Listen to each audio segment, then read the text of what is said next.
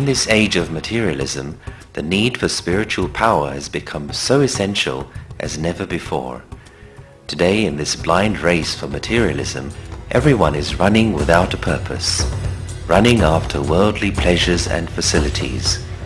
The youth of today are also running after things which are detrimental and harmful. The result is that man is losing his essential natural powers. There is an increase in stress all over the world today. Whosoever we talk to today immediately starts telling their tales of woe. If we were to ask as to how many people in the world today are content in their life, then perhaps only 10% of people would be able to raise their hands. This is something to think about. Man is an extremely intelligent being. Why is it that the most eminent people of today seem to be surrounded by discontent, worry, peacelessness, and stress in their life? Very few people, perhaps, are able to think about this. It is for this reason that we need the knowledge of the soul, spiritual knowledge, knowledge of the Supreme Soul, and knowledge of this entire creation.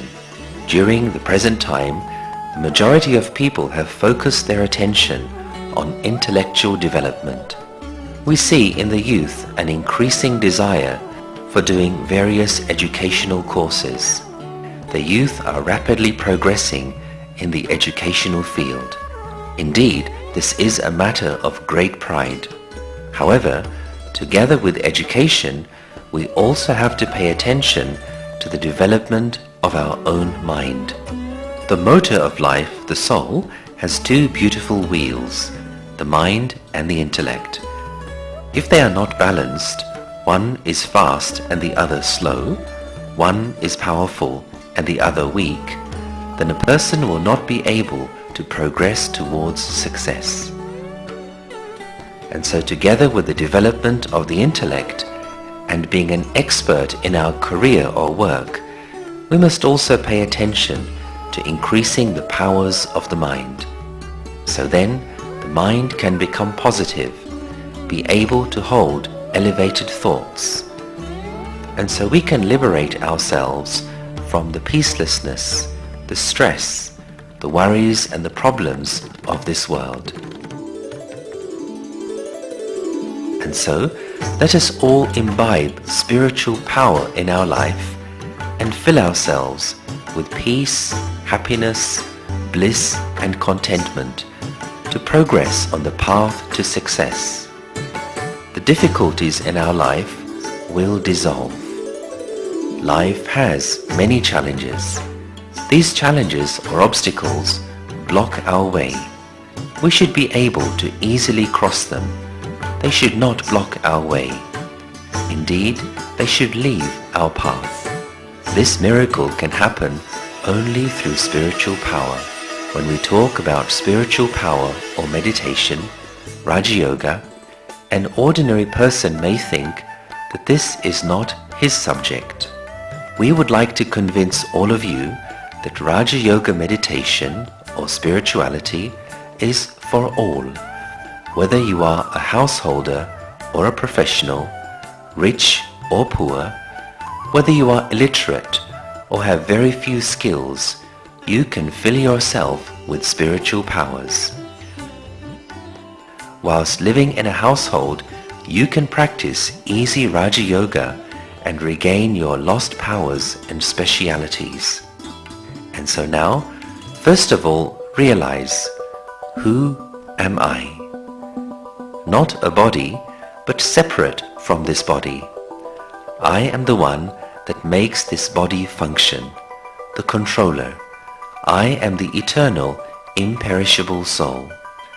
All of us are souls. In this body, there is a living force which is called the soul, which stays in the forehead. We have forgotten the essential truth, and instead we consider ourselves to be the body. We have forgotten who we are, from where we have come, and whose children we are. Let us recognize our Supreme Father and forge a relationship with Him. Let us also know our eternal home, keeping all these things in our mind. Now, for some time, let us think. There are so many people leaving their bodies and taking birth every day. Who is taking birth? These are my eyes. This is my mouth. These are my hands. These are my feet. Who is it that is saying, my? I am separate from this body. I am extremely subtle, a point of light, and I am seated in the center of the forehead between the two eyebrows. It is I who, through the medium of the brain, control this body. This body is the motor car of the soul, a cottage, a home. I, the soul, am the driver and master of this home. The body is the garment of the soul. Birth and death means the soul leaves one garment and takes another. We have continued to take birth for many, many years, and as a result, we have become body conscious. That is why our essential powers are diminishing day by day. When we had come in this world, we were really perfect deities. Our original home, the place where we lived, was the soul world, Brahmalok, beyond the sun, the moon and the stars, a land of shining light which is called the supreme abode, or the land of peace, because there is unlimited peace there. It is also called the land of liberation, because when we stay there, we are in our liberated stage. The Supreme Father of all of us also resides there, the one who is the great effluent light. That is why, remembering the Supreme Soul, God, we do indicate God is up above. When a person goes home, he experiences such comfort, no matter how tired he may be.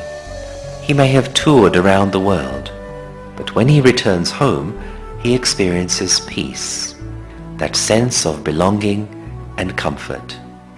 This is what happens to all of us souls when we return to the soul world, our eternal home.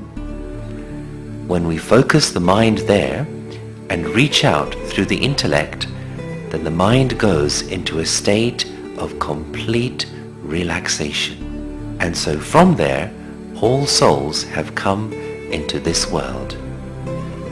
This world is a stage, and all the souls are actors.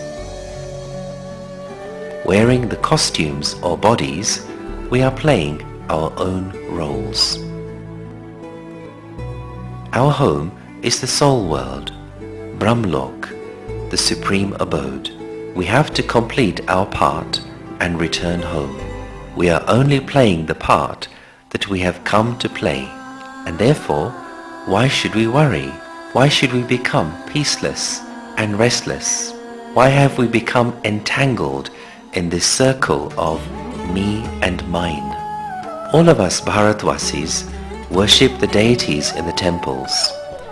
We have a great deal of faith in them. We pay a great deal of respect to them. Have you ever thought who these deities were? Even so, people talk of 33 crores deities.